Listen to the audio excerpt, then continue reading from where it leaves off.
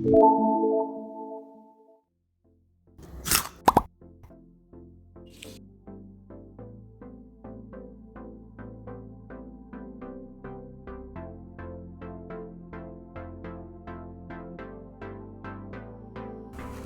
we're back with another panel process, and this is panel 7. I wanted something that gave off more of a storybook vibe, so I actually drew these characters with markers, uploaded them in Krita, and added color later.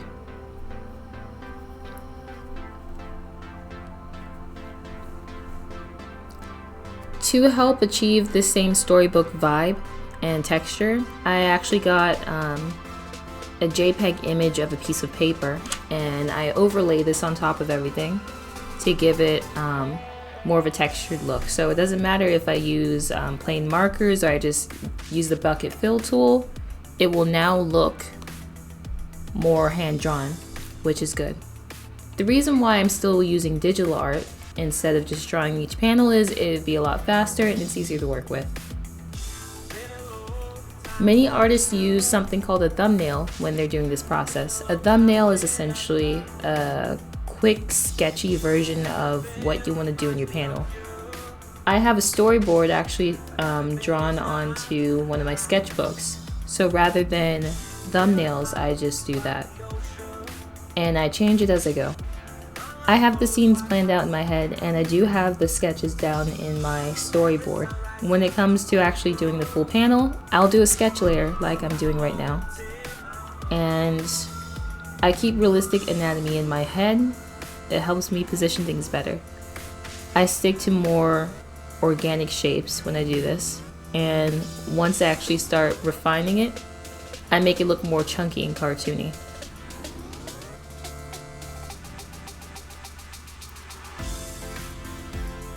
I try to keep motion in mind, what they would look like, how they feel when they are in this pose. Here she's freezing up because she didn't expect to hear another classmate's voice. She turns really quickly and she freezes up. So, yeah. The character will be fully revealed in the next panel, but for now we just see a portion of her in the corner. For my art process, I usually sketch out the characters on the draft layer, but everything else is going on the main one. For me, it's a lot faster, and I'd just be retracing the same exact line over and over, so it's easier for me to just go on and put it on the official layer. For furniture, it's really not an issue because it tends to be pretty geometric and straight edged anyway when I do it. For the box though, I did want it to look a little more organic since it's going to be a cardboard box, so I didn't use any straight edge tools for this. With the bookshelf, it's already colored. That's actually from an older panel. So I just copied it, changed the perspective, and I'll fill in the rest of it. It helps me cut down on time. Everything's in the same position, everything's of the same quality. For me, it's just a form of consistency. Down here I made color swatches from the characters just to make sure that everything is the same.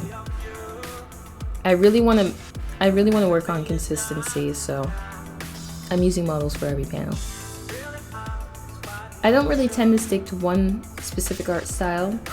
I do a lot of realism, but when it comes to cartoon styles, it tends to shift back and forth. I do like the storybook vibe, and I'm also a fan of 90s and 80s anime, and I like that they have thicker outlining. With modern cartoons, you don't really see blended shading the same way. We usually have cell shading, where it's just one flat color, and then one layer for shadows, maybe. But all of the edges are sharp, and it's just a quick way of making it. It's a quicker way of giving it depth, but it doesn't hit the same. As you can see with the paper overlay, everything instantly looks like it's been colored with marker, and that's exactly what I wanted to go for.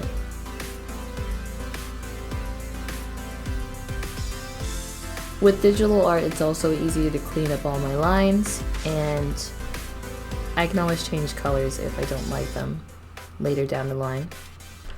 Before I thought of the paper overlay, I was struggling with making it look more hand-drawn. I wasn't sure what to do, because there are some marker brushes available here, but with lower opacity, it still looks kind of choppy.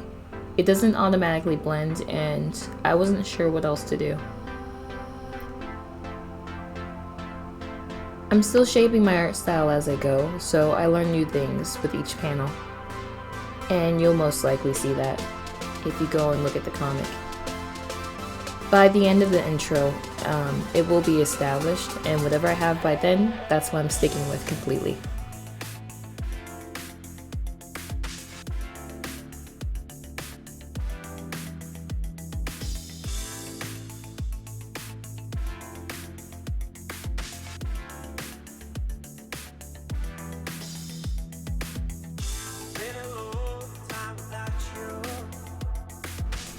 I always open up old panels for reference just to make sure that the lighting is similar and that the vibe is similar, because you don't want each panel looking like a totally different place. It should look like the same time of day and the same event going on. Yeah, this right here with the mirror, this helps me cut down so much on recoloring. With a specific shape like that, it's just easier to just cut and paste. I don't know if you consider this an art hack. I guess consider it a collage. But this helps me cut down time. It makes everything look more consistent. And yeah. And it's okay if everything doesn't fully line up. I want it to look painterly, but it doesn't have to be perfect. For me, it helps make it look more organic. If you look at old comic books, sometimes you'll see that the coloring and the line art aren't always lined up with each other. For the line art, you can see that I have 2 layers of the same exact line art. I copied and pasted it because I wanted it as an overlay. By using it as an overlay, it kind of takes on the properties of whatever color I put under it, which is great. I don't want the outlines to be all monotonous and black, and I don't want them to be all blue or all brown. Down here with the marker drawings, you can see that the line art is similar to the color. With the overlay tool, I'm able to achieve a similar thing. It is a lot more saturated, but honestly, that's fine with me.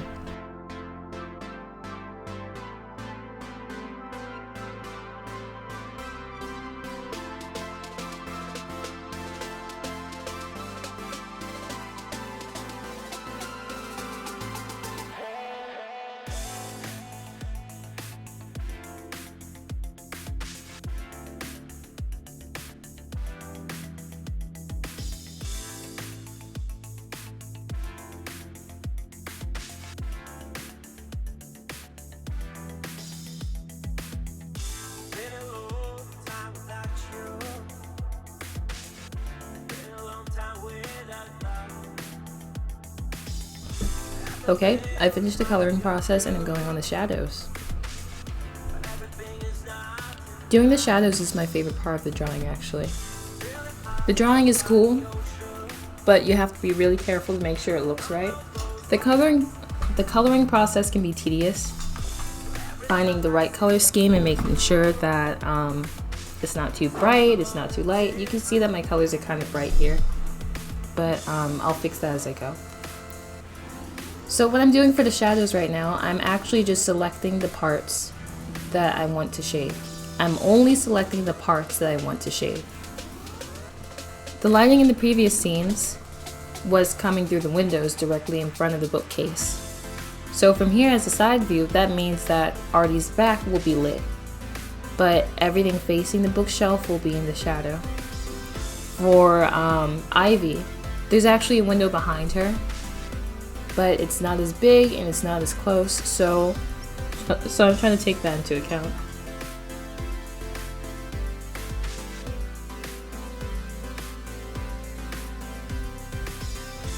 So for my shadows, I'm using overlay, or maybe a soft light. I think it's overlay.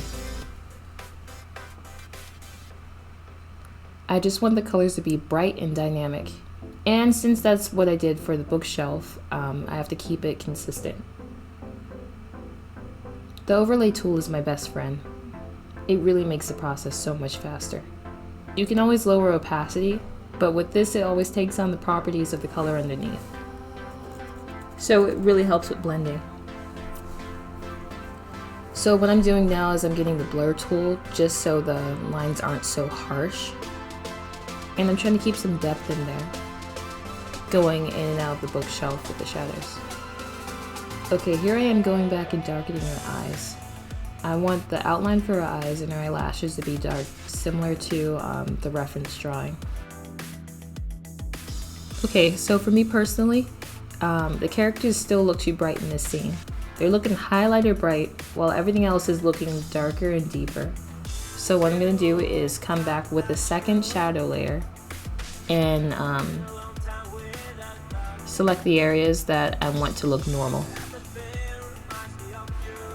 So the areas I'm selecting are the main parts, which would get some light but not the brunt of the force.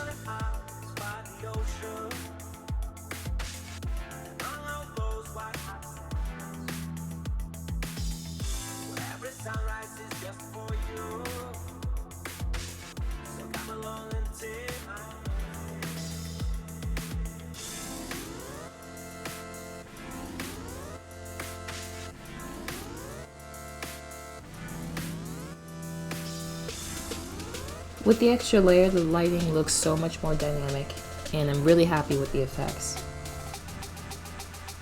Interestingly enough, this created a different kind of marker texture. As you can see with the reference drawing, it's a lot more blended, it's a lot more mixed together. But with this digital art, now it's a little more choppy. I actually won't be going for the blended look like the reference drawings. For me, the reference drawings are meant to represent the general vibe that I want to have in my comic. But again, I'm always open to creative liberties. The character models, as you see right here, will be the official character model design and won't be changing.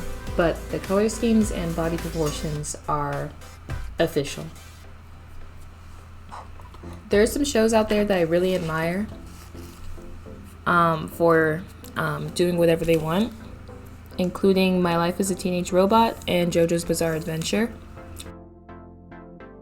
Even though the characters do have a specific color scheme, different scenes can have the characters orange or purple or yellow, the sky could be red and the grass could be blue.